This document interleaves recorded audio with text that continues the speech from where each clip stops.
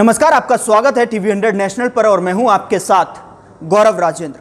आज हम इस रिपोर्ट में बताएंगे आपको कि किस तरीके से बैंक की क्रेडिट ग्रोथ जो है कम हुई है और क्या है इसका कारण।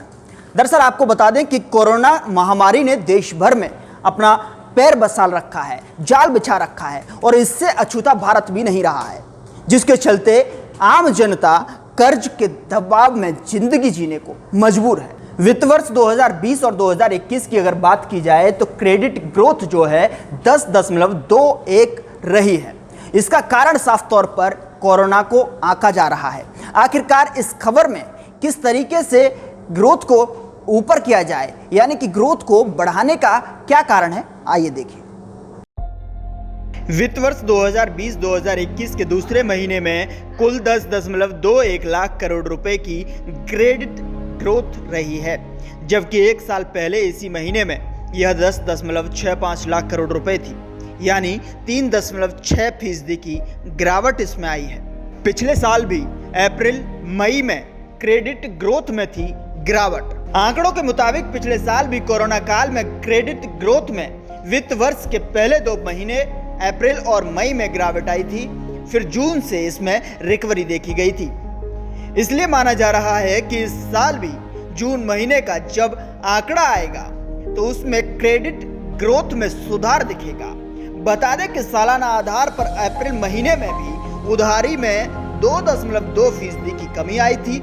रिजर्व बैंक की ओर से जारी आंकड़ों के मुताबिक इस दौरान छोटे और मझोले उद्योगों यानी कि MSME को भी दी जाने वाली उधारी में गिरावट देखी गई। इसका सीधा अर्थ यह है कि कोरोना की दूसरी लहर बैंकों की उधारी पर भारी पड़ रही है। पिछले साल के आंकड़ों से दिखता है कि महामारी की वजह से कंपनियां उधारी नहीं ले पा रही, क्योंकि कंपनी को लोन के लिए अप्लाई करने के लिए फिक्स्ड असेट्स की जरूरत के अलावा बिजनेस ऑपरेशंस की जरूरत होती है। आइए आपको बताते हैं कि दूसरी लहर के लॉकडाउन का क्या रहा असर। इस साल कोरोना की दूसरी लहर में राज्यों द्वारा लगाए गए लॉकडाउन की वजह से कंपनियों का ऑपरेशन पूरी तरह से ठप रहा है। कुछ राज्यों में डील की वजह से ऑपरेशन जारी रहा, पर महाराष्ट्र, गुजरात, दिल्ली जैसे शहरों में लॉकडाउन ज्यादा समय के लिए रहा। जानकारों का मानना है कि अगर तीसरी लहर आती है तो यह ज्यादा बुरा होगा, क्योंकि MSME के पिछले साल की लहर के दौरान अपने सभी संसाधन खत्म हो गए थे। दिसंबर 2020 में छोटे और मझोले उद्योगों को दिया जाने वाला कुल लोन 12.11% था, जो जनवरी 2021 में गिरकर 12.09% और फरवरी में 11.8%, मार्च में 11.3% और अप्रैल में 9.7% पर आ गई। साथ ही अगर बात की जाए मई में तो 9.48% पर पहुंच गई है।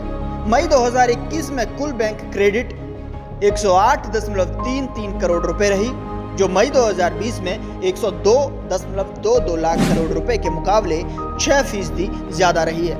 अब इन गिरावट को देखते हुए सरकार एक नई स्कीम लेकर आई है, जिसका सीधा फायदा कर्जदारों को बताया जा रहा है। आपको बताते चलें कि सरकार की स्कीम ECLGS मौजूदा कार्यकर्ताओं के लिए है।